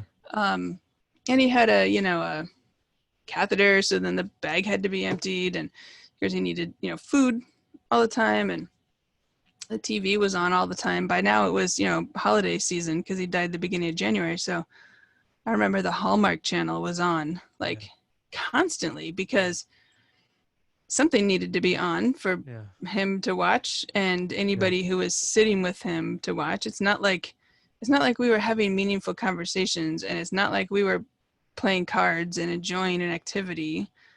Like the only thing really to do was watch movies on the Hallmark channel or watch the Food Network. He liked that, Yeah. By then I guess the Seahawks were still playing. So, once a week we got a game that would take up some time on the day, right? Yeah. At least when it was baseball season. Actually, I was just writing this section in the memoir last night. Yeah. In the summer and the early fall, when he was in the hospital so much, it was baseball season. Well, baseball season is great. A great time to be in the hospital, because the Mariners play almost every single day. Yeah. And it's always on TV. If they're home or if they're away, they're always going to be on TV. And a baseball game takes a long time. Yeah. It's a great thing to do, because in the hospital, you're sitting around doing nothing for a lot of time, right? And so if you got a baseball game to watch, you're doing something together, watching the baseball game. Yeah. But once baseball season was over, by the time he was at home here on hospice, you're lucky to get one football game a week, and then, try to fill the time other ways. How's he doing during this time period? Was he,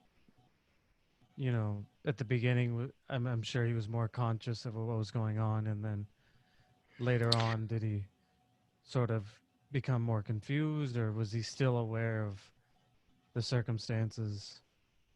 So that's an interesting question. Yes, he got more confused as time went on, but also he always, even from the beginning, forgot that he was sick. Or he kind of knew that he was sick, but he didn't remember what he had, and he didn't remember that he was dying.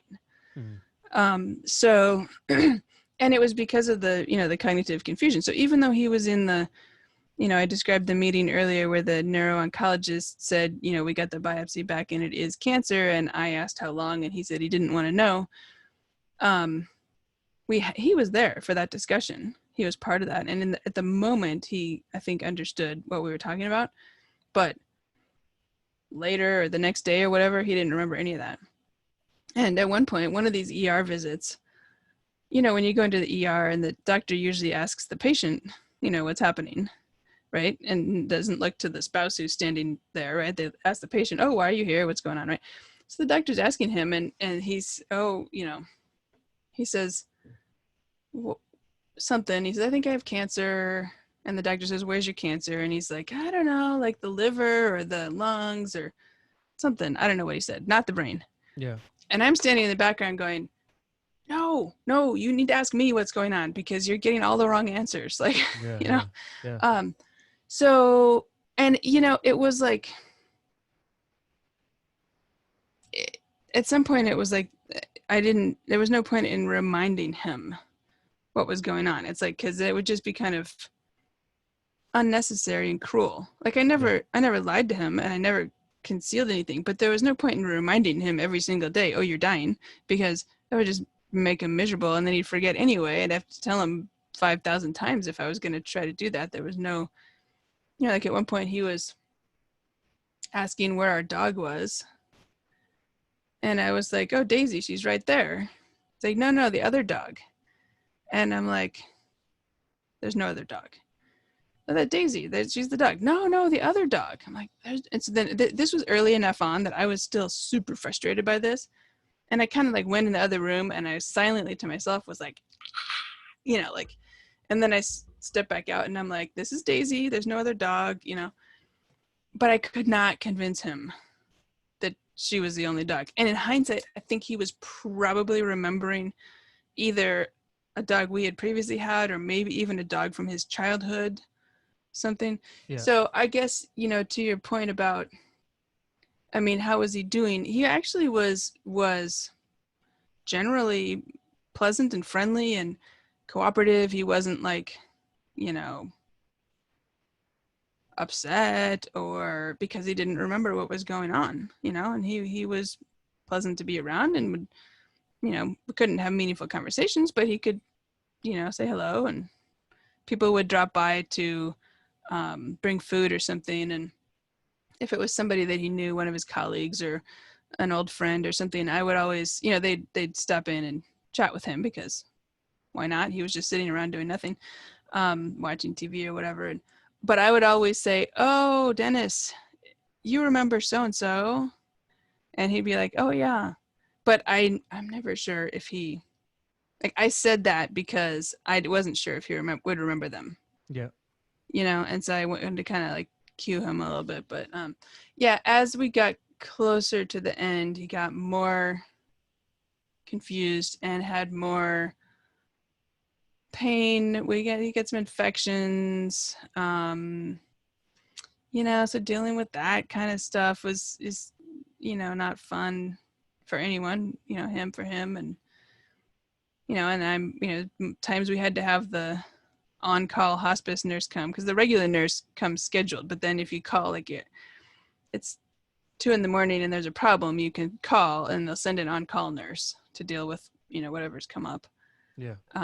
So we had to do that a few times. And yeah. And then by the end, I had to learn to adapt because he had all these pills, which I was giving him 1 million pills a day.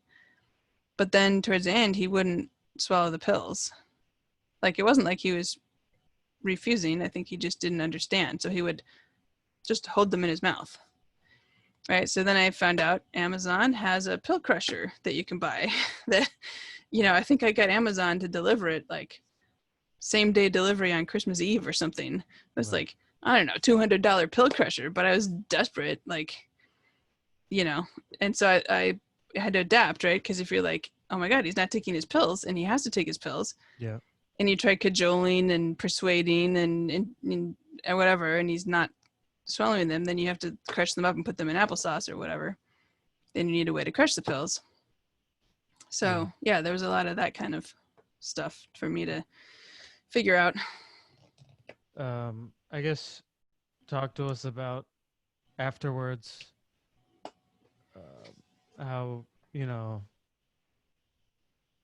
I guess, I mean, I hate to put it this way. In some ways, I think, was life a little less stressful because you weren't taking care of a human being 24 hours a day and things of that nature?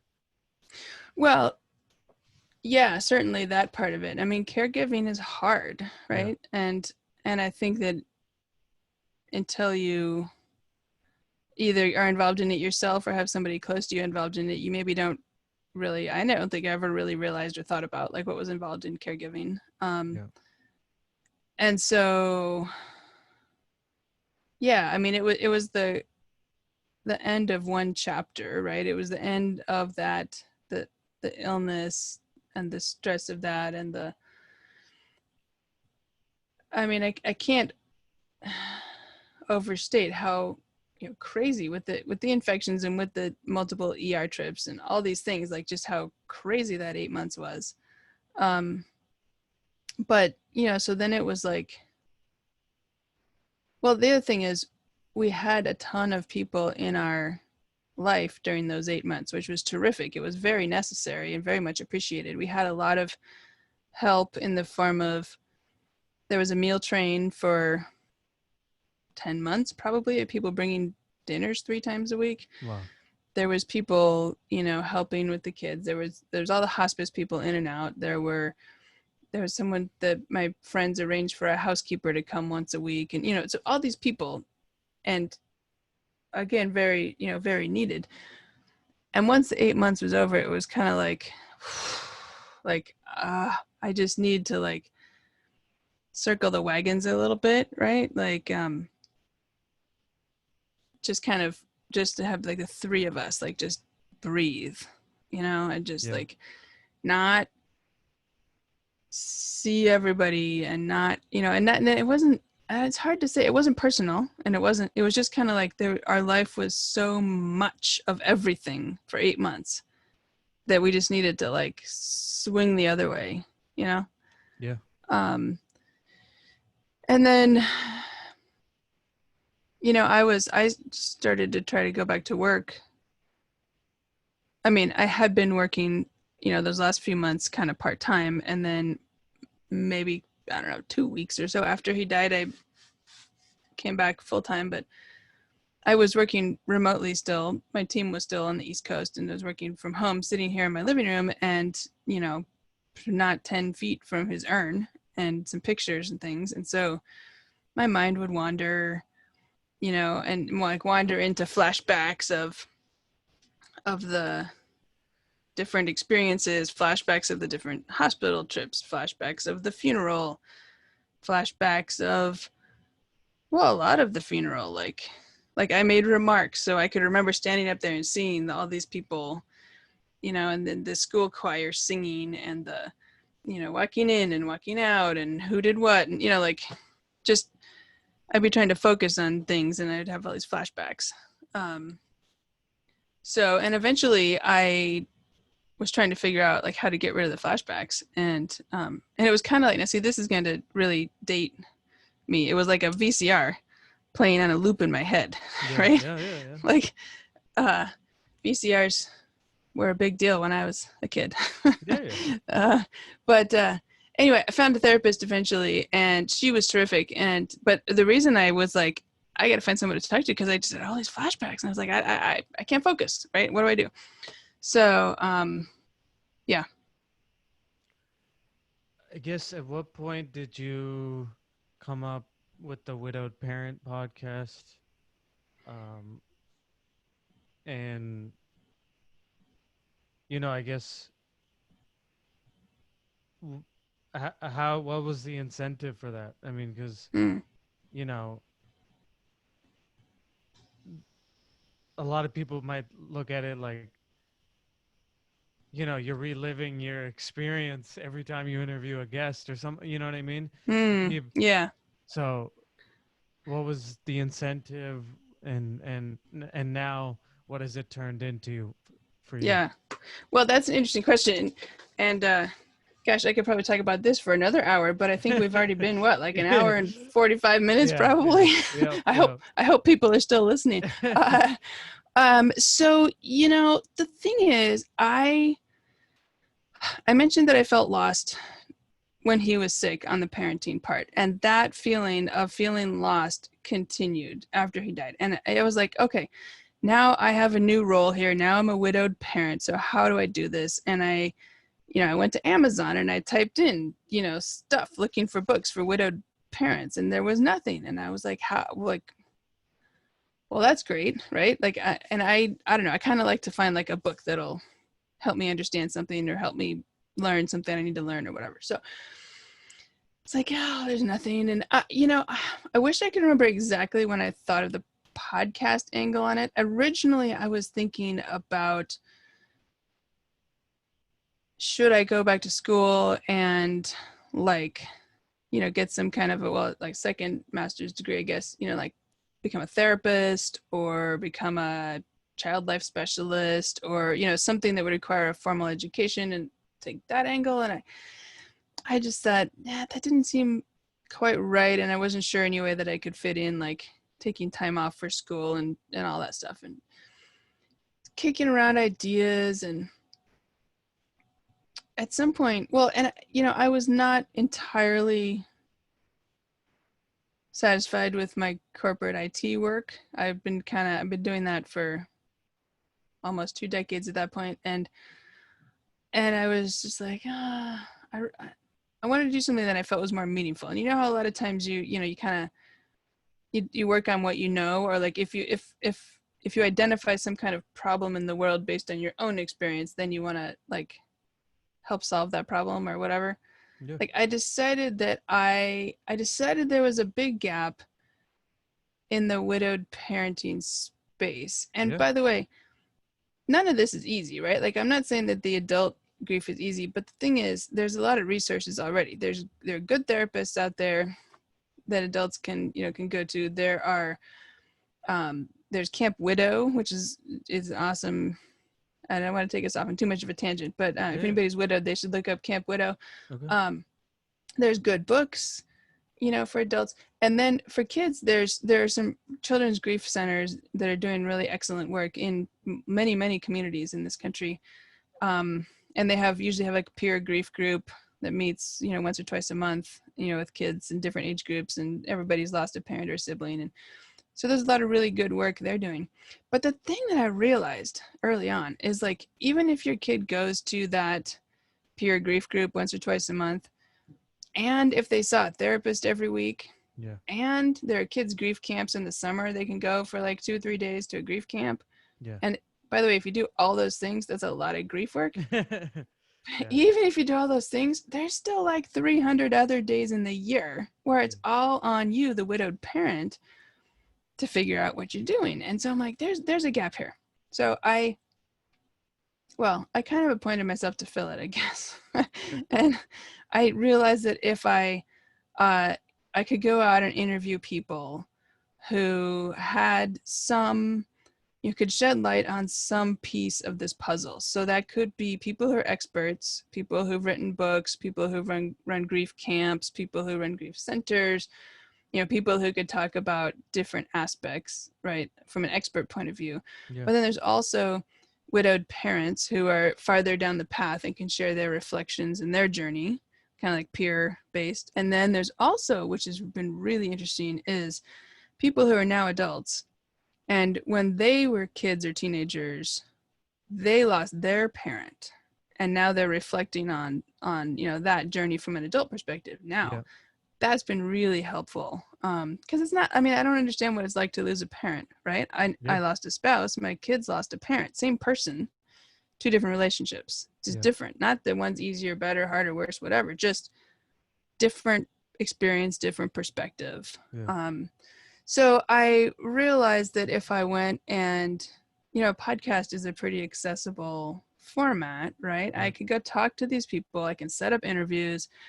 I can record them just like we're doing here, publish them weekly, and other widowed parents just like me then hopefully could have that as a resource, not feel so lost, have that additional source. So that's kind of how I got involved in that. And then as it turned out, my former employer, I had been remote at that point for 15 years, 20 years total with the company almost, and last 15 remote.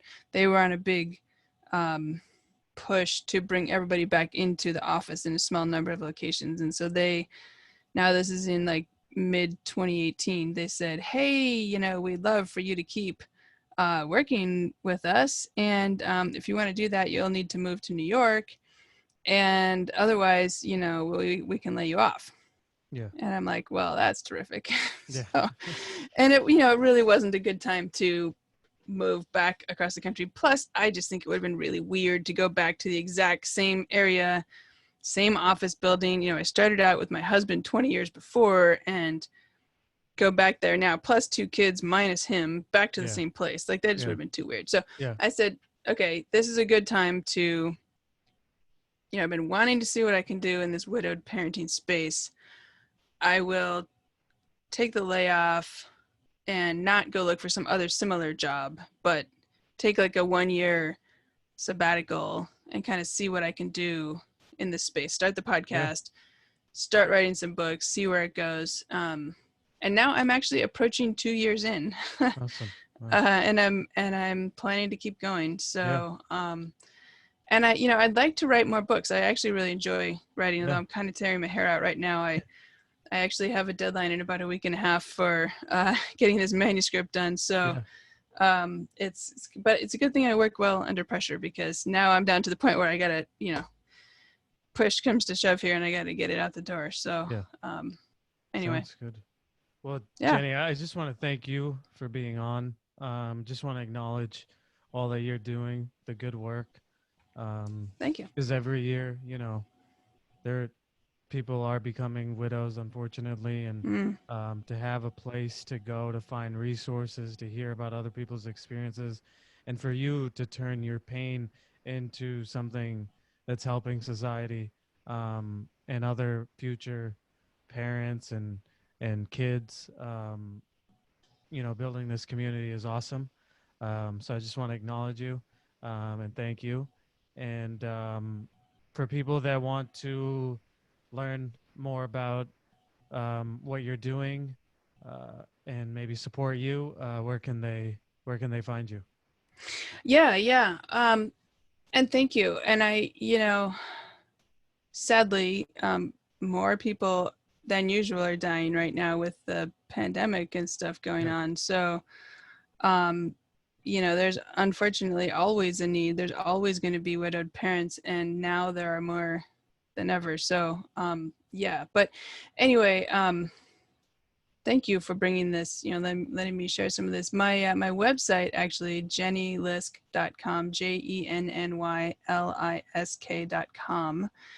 And there's a couple of things on there, actually. Well, for anybody who's a widowed parent, if you go to jennylisk.com/top10, I've got a document. It's a free download with the top 10 things that I've learned from my guests so far. So I'm the key lessons or points about widowed parenting that they might want to check out. And for anybody who's not a widowed parent but is thinking in terms of like supporting people who are grieving, and interested in like how to write a condolence card or what to say or what not to say or how to be helpful and that kind of thing, I put together a whole bunch of information. And so it's at jennylisk.com/allies-tips. Cool. Allies-tips. So for people who are, and presumably, hopefully, most people who are listening are not widowed parents. I hope they're not.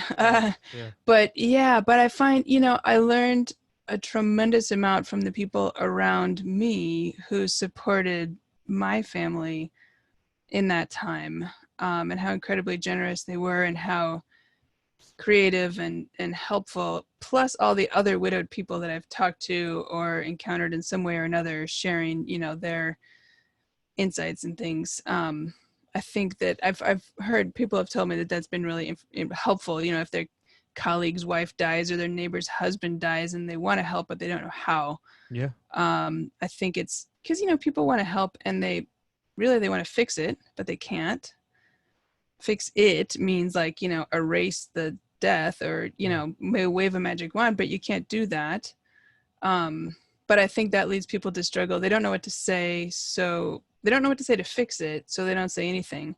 But the problem is you can't say anything that will fix it. So that you end up in a, spiral. So anyway, long way of saying there's some tips that might be helpful for some of your listeners in Yeah. there too. And on social media, I'm everywhere at Lisk Jenny, Liskjenny. So Cool. Twitter, Pinterest, Facebook, uh, Instagram. I think that's all of them. LinkedIn. Cool. Awesome. So, and I'm on YouTube but unfortunately that's Jenny Lisk, not Lisk Jenny. But Okay. anyway, yeah, Thank you so yeah. much for being on, Jenny. Well, thank you for having me. This has been lovely. It's yeah, nice long conversation. As I hope people are still listening. But yeah, thank you for doing this. Thank you.